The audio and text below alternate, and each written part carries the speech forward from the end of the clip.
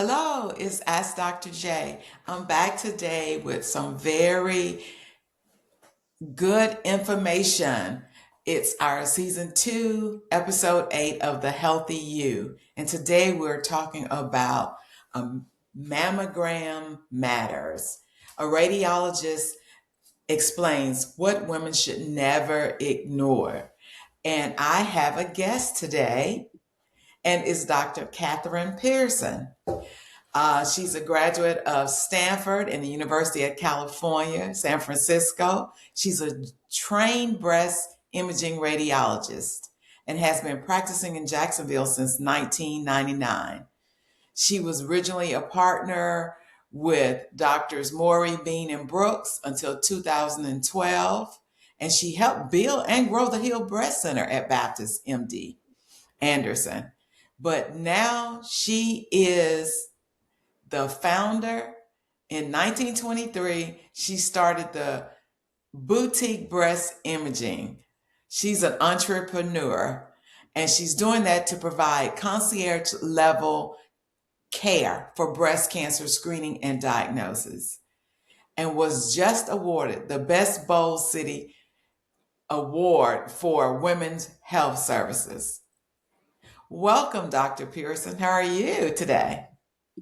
I'm doing great, and thank you so much for having me on your show. I appreciate being here and helping to impart my information of 30 years of experience for women. Awesome, awesome. So tell me, how did this whole entrepreneurial health thing start with you? What made you move from doing working with Doctors Beans and at the Brill Health Center to your own practice, the boutique medicine? Well, I should first start with why I'm in breast imaging to begin with, and that is Okay. that God put me here on earth to do this and take care of women.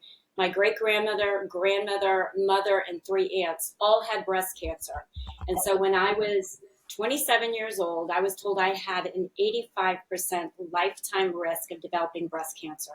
So I decided to learn everything I possibly could about it. And I did a fellowship in breast imaging after I became a board certified radiologist. And so I'm like an expert in breast imaging, just like you would go to a cardiologist for a heart problem. And my whole goal is to pick up early breast cancer before someone needs any chemotherapy. And most of what I pick up, 96%, is curable. And then the second goal is to have women feel comfortable with mammograms and not so scared. And so I think a lot of that has to do with being able to provide answers right away, show patients their images, answer questions about hormones, personalized risk, breast cancer screening recommendations. And I think that that's what I offer in my business today. I did have a health uh, entrepreneur exit from Maury Bean and Brooks, where I started up a company called Mammosphere that stores and exchanges mammograms in the cloud. And I did that because there was a huge pain point in our day in trying to get and obtain all the prior mammograms so I could give women the most accurate diagnostic information by having those prior studies available. And I did that between 2012 and around 2020. When the COVID happened, I entered back into the clinical care of patients. And then I decided I wanted to take back control of clinical care for breast imaging. And so I'm controlling how I see patients and not having some corporate person telling me when and where to see them and how fast to read them and not talk to the patient or feel their lump or answer their questions. Or And having I to think, wait? right, or having to wait. So my patients get basically a boutique experience in that they get the tender loving care that every woman deserves. But it is not just concierge. It really is. We take insurance, most insurances, but we provide the best kind of care that I would want for my family members and myself. And that is quick turnaround results. The patients are usually sitting in the exam room for maybe a minute, and then we give them their results. If it's abnormal, we take care of it right then and there. If that looks abnormal, we do the biopsy right then and there, and we are able to give a cancer diagnosis, usually early and curable, but by the next morning. So it really is an expedited, really focused, compassionate care. I have an entire breast team, and I think that that's the way all breast imaging should be done. That is awesome. That is awesome. And so let's talk a little bit about why mammograms are so important. And Well, everyone would love to have something better than a mammogram, but right now it really is tried and true, proven to be the most effective way of picking up early breast cancer. And that is with 2D and 3D mammogram imaging, which is what we provide.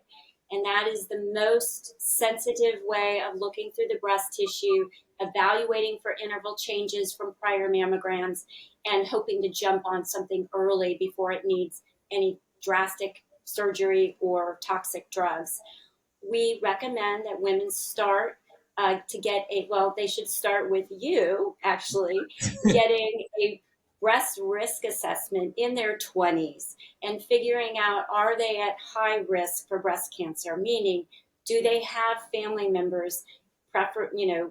Usually it's more important if it's first generation. So mother or sister or paternal aunt, and those things are very important. Also, looking at their genetic, uh, cultural, for possible mutations. And believe it or not, uh, African American women of West African descent have a very high risk of having a Duffy mutation that prevents malaria but causes breast cancer wow.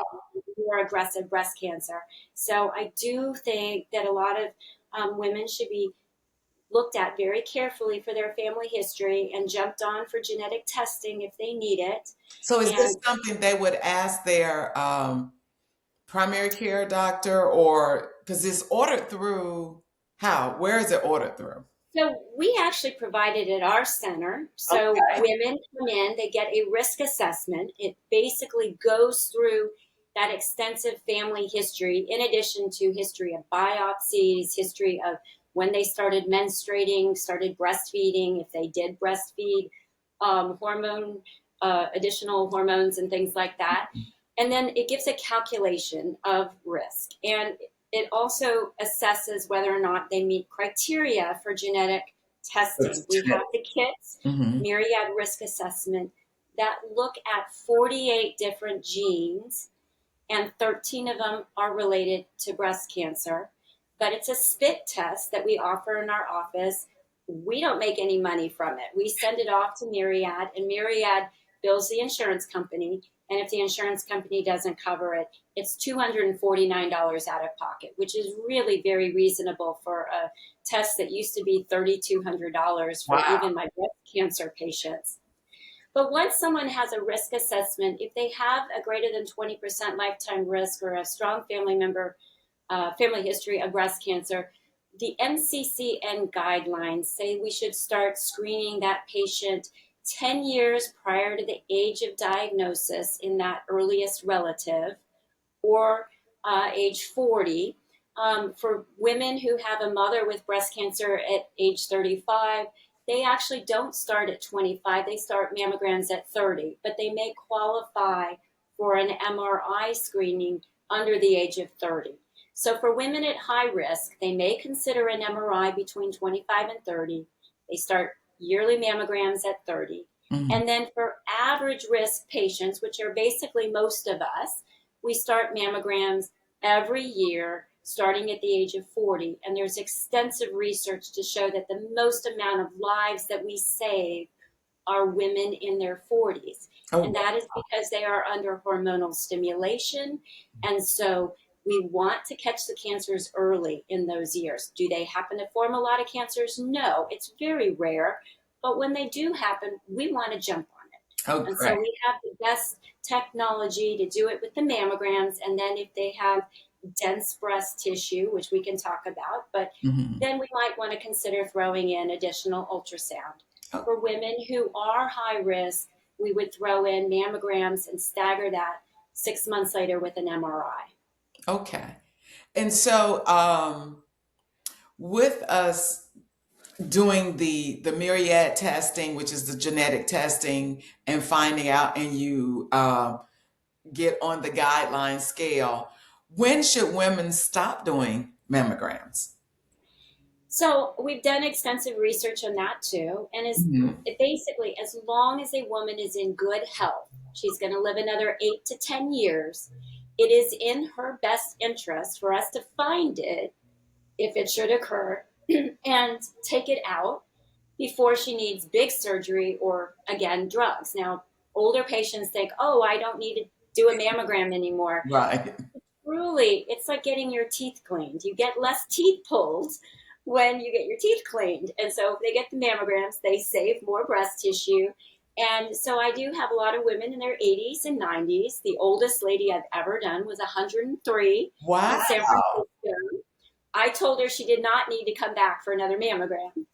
But I mean, it makes sense. If we were to find something, they wouldn't get chemotherapy. We'd scoop it out with a small surgery, and they may get an anti estrogen pill Mhm. and then be done with it. And it's a lot easier than having that grow and bleed and cause problems. Right. Do they still get it every year?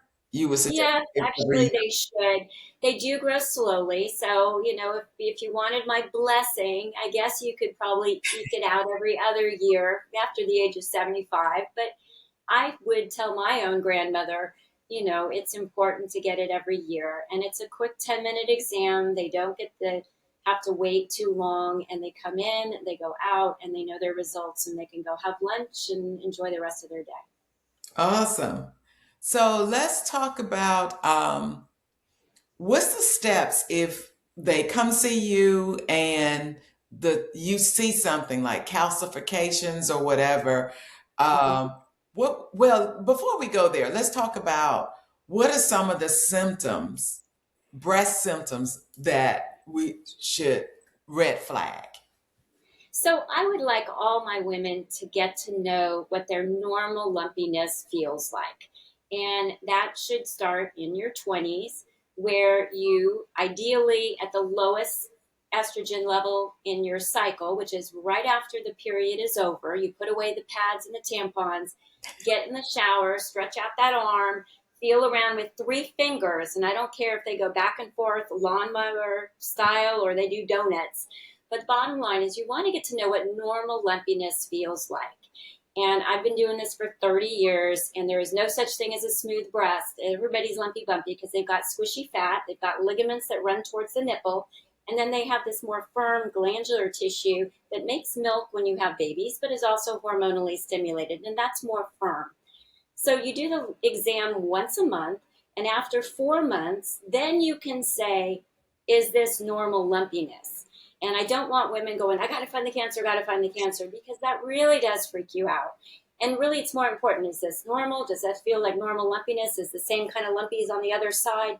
That really does make it so much easier, including for you as a clinician, as you're feeling their breast tissue, which each of us is as different in our breast tissue composition as our faces are on the outside of the body. So what you feel as a glandular patch in one woman may be something scary, but if the woman's like, oh yeah, that's the way it always feels, then you save them a whole barrage of extra additional imaging. So finding a lump, usually the lumps that are worrisome to me are hard, irregular, feel like a rock or a walnut, and almost never tender. So 98% of breast cancer is not tender. Cysts, which are bags of fluid, can become tight water balloons, and those are smooth and tender usually. And then fibroadenomas, which are very common, are little rubbery feeling smooth lumps that kind of swell and get tender and less swollen with the menstrual cycle and the estrogen. So feeling for the lumps is number one. And that feeling should go all the way into the armpit where you have lymph nodes and you may have additional breast tissue going into the armpits. Besides that, looking for changes in the nipple, seeing whether or not the nipple is becoming crusty or whether or not it's inverting. And I mean like being pulled in. I don't mean just the tip of it going in a little bit. And as we age and gravity continues, we have these ligaments pulling on the nipple. So they may go in on both sides and be very symmetric. Sometimes it starts a little faster than the other. But if it looks different and you can't invert your nipple, in other words, push it back out again, that's definitely a time to bring it to our attention, first to the doctor, and then you would come to me. Skin changes. Sometimes you see skin that pulls in or thickens. Sometimes there can be just a redness on the skin that is really unusual and happens, slowly, not quickly like a mastitis type infection, but those kind of things we want to pay attention to. So really, anything that causes a change in the breast, nipple discharge usually does not concern me. 90% of nipple discharge is benign when it's coming out of one duct. If it comes out of multiple ducts in both breasts, then it's always benign, and that's hormonal. And that may be because the breast, which is a sweat gland, can sweat some yellowish, light greenish, brownish fluid, and that's very normal. When it's bloody, black, or clear, meaning it looks like teardrops on or water on a tissue paper, and it's coming out of only one milk duct, that is another reason to come in for additional imaging. And oftentimes that is a benign little growth in the milk duct and not cancer. But we do want to find out what that is. Clearly, I don't want women squeezing their nipples, because if they keep squeezing them, they're going to cause the breast to produce milk or other fluids. So we always say hands off. So no need to squeeze the nipples.